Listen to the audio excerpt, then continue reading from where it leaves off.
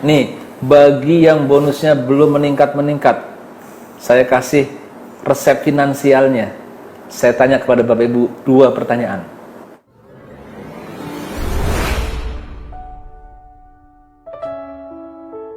Sekali lagi, bagi kita yang bisnisnya, bonusnya, penghasilannya tidak kunjung meningkat atau stagnan, berarti jaringannya juga stagnan kan? Saya tanya 2 hal buat introspeksi kita dari sudut finansial. Yang pertama adalah, adakah hutang yang sebenarnya kita sanggup untuk bayar tapi kita tunda-tunda pembayarannya? Hutang Bapak Ibu, kita sudah sanggup bayar, sudah punya uang, tapi kita terus menunda. Hutang yang seperti ini akan menghambat kesuksesan kita. Karena begitu Allah melihat kita, ini orang sudah dikasih kemampuan, tapi kenapa kewajiban paling asasi tidak dia tunaikan? Seorang mujahid yang mati fisabilillah saja semua dosanya diampuni kecuali hutang. Rasulullah SAW pernah ketika akan mensolati seorang jenazah berhenti tidak mau menyolati karena Rasulullah tahu ada hutang yang belum terbayar. Hingga ada kemudian seorang sahabat yang menanggung hutang tersebut, baru Rasulullah mau sholatin. Hutang ini menyebabkan amal soleh kita tergantung, nggak sampai ke langit Bapak Ibu. Dan saya ketika konseling bisnis banyak sekali mendapatkan hal ini. Ternyata Bapak Ibu boleh buktikan sekarang ketika kita punya kemampuan, hutang selesaikan, maka keberkahan akan muncul dalam harta kita, dalam bisnis kita. Bapak Ibu akan maju terus, jaya terus. Yang kedua, kita sudah punya penghasilan, bagaimana dengan zakat kita? Bagaimana dengan pengeluaran zakat kita? Kita banyak seringkali lupa Bapak Ibu. Jangan salah. Kita menyangka nanti kalau kita sudah kaya, kita akan dermawan. Belum tentu. Belum tentu. Ketika harta yang sedikit saja kita sudah bakhil, bisa jadi ketika Allah kasih harta kita lebih banyak lagi, justru semakin bakhil. Dan Allah barangkali begitu sayangnya sama kita, sehingga Allah nggak ngasih kita kesuksesan.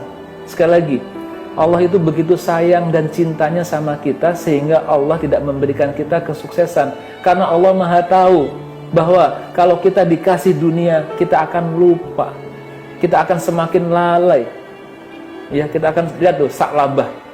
Sa'labah itu sahabat Nabi yang rajin sholat di masjid. Rajin setiap 5 waktu sholat di masjid. Dia bosan miskin, minta sama Rasulullah, ya Rasulullah, kasih aku dunia ya Allah, ya Rasul, kasih aku kekayaan. Kata Rasulullah, nggak usah, kamu lebih baik seperti ini. Datang lagi terus berkali-kali. Akhirnya Rasulullah ngasih juga. Udah, nih kambing, pelihara yang baik. Tiba-tiba kambingnya apa? Produktif, subur. Kambingnya punya anak. Bulan depan, anaknya kambing punya anak, induknya punya anak lagi. Depannya, cucunya kambing punya cicit, anaknya punya cucu, ininya punya anak lagi. Dalam waktu singkat, ya lembah itu dipenuhi oleh kambingnya Sa'labah. Yang tadinya sholat 5 waktu di masjid, tinggal 2 waktu saja. Lama-lama nggak pernah lagi sholat di masjid. Na'udzubillah. Jadi bisa jadi Bapak Ibu sekarang, Allah ngasih kita, Allah belum memberikan kita kesuksesan dalam bisnis ini karena Allah Maha tahu kalau kita belum pantas. Maka pantaskan diri kita buktikan kita ini dermawan. Kita ini bercita-cita menjadi orang kaya yang dermawan, yang tidak menjadikan harta itu di hati kita, tapi di tangan kita. Kita buktikan. Kita selalu menunaikan zakat kita. Ya, kalau kita menunaikan cuma 2,5% itu bakhil. Itu bakhil karena 2,5% itu kewajiban memang, ya kan? Betul. Orang Nasrani saja gereja itu 10%. Ya, kita minimal 5%, 7,5%, 10%. Ya, infak sedekahnya banyakin, maka insya Allah ketika Allah melihat kita sudah pantas, ini Mas Indra ini memang sudah membuktikan sebagai orang yang dermawan, maka Allah kasih lebih banyak lagi amanah. La in syakartum la azidannakum, gitu. Maka ya udah, laksanakan hal itu, maka insya Allah mudah saja. Kalau bagi Allah itu mungkin nggak sih, coba saya tanya Bapak Ibu, mungkin nggak Allah akan menjadikan beberapa atau banyak orang dari pemirsa ini menjadi orang-orang terkaya di dunia? Mungkin nggak? Mungkin Pak.